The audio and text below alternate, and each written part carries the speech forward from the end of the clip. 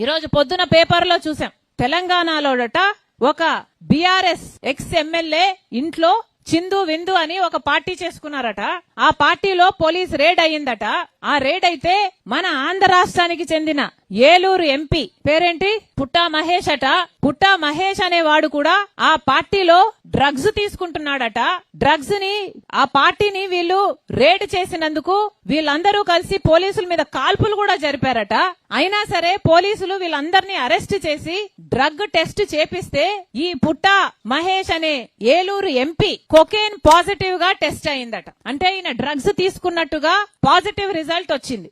ఎంత అన్యాయం అంటే ఒక రాజ్యాంగబద్ధమైన ఒక ఎంపీ పోస్టులో ఉన్న ఒక ఎంపీ పార్లమెంట్ జరుగుతుండగా పక్క ఢిల్లీలో పార్లమెంట్ జరుగుతుంది. ఒక ఎంపీ డ్రగ్స్ తీసుకుంటూ పట్టుబడ్డాడు. ఇది ఎంత సిగ్గుచేటు. ఒక కాన్స్టిట్యూషనల్ పోస్ట్ లో ఉన్న వ్యక్తి ఎంత ఇర్రెస్పాన్సిబుల్ గా డ్రగ్స్ తీసుకుంటూ పట్టుబడితే ఏ యాక్షన్ ఉండొద్దా? సమాజానికి ఏం మెసేజ్ పంపిస్తున్నాం? మన బిడ్డలకి డ్రగ్స్ తీసుకోండి అని ఇంకా ఎంకరేజ్ చేసినట్టు కాదా? ఏ యాక్షన్ లేకపోతే అసలు ఏలూరు ప్రజలు ఓట్లేసి గెలిపించారే ఆ ఎంపీని, మరి వాళ్ళకి ఏం సమాధానం చెప్తాడు? ఆయన ముఖం ఎక్కడ పెట్టుకుంటాడు?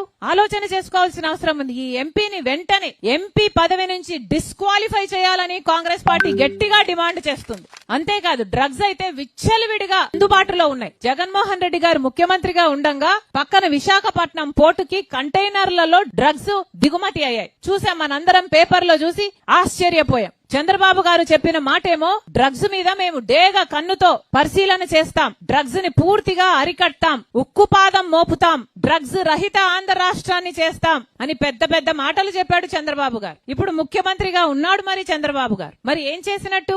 ఆయన సొంత ఎంపీఏ డ్రగ్స్ తీసుకొని పట్టుబడితే మరి చంద్రబాబు గారు ఏం యాక్షన్ తీసుకుంటారో చూద్దాం. చంద్రబాబు గారు ఈ మనిషిని సస్పెండ్ చేయడమే కాదు, ఎంపీగా తీసేయడమే కాదు, అసలు పార్టీ సభ్యత్వం కూడా రద్దు చేయాలని కాంగ్రెస్ పార్టీ డిమాండ్ చేస్తుంది.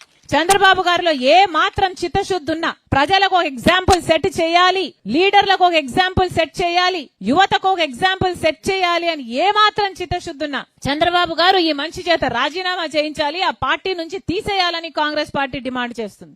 నాయకులు బాగుంటేనే ప్రజలు బాగుపడతారు. నాయకులు బాగలేకపోతే, వాళ్ళలో చిత్తశుద్ధి లేకపోతే ప్రజలు ఎప్పటికీ బాగుపడరు.